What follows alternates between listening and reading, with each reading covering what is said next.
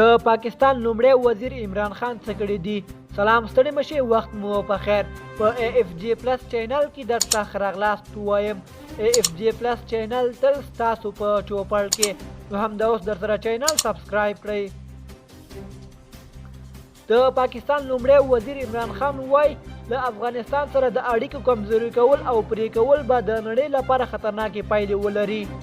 د افغانستان په اړه د پاکستان حکومت د ځانګړي کمیټې دویمه غونډه کې چې له پاکستان لومړی وزیر عمران خان په مشرۍ او د نورو لوړپوړو سیاسي ادارې او پوځي مشرانو په ګډون په اسلام آباد کې ترسره شوه. په دې کتنه کې د افغانستان په وروستي وضعیت، د پاکستان او افغانستان د پولې په وضعیت او له ګاونډي هیواد سره د مرستو په اړه خبرې وشوې. عمران خان غونډې ته وویل پاکستان له افغانستان سره مرستې او په دغه هیواد کې د بشري ناورین د مخنیوي لپاره خپلې ټولې هڅې کوي او نړیوالې ټولنې ته خبرداری ورکوي چې جنګ ځپلي افغانستان سره د اړیکې پرې کول به د نړۍ لپاره خطرناک وي. هغه وویل اسلام آباد به له افغانستان سره د هر ډول ممکنه بشري مرستې کوي.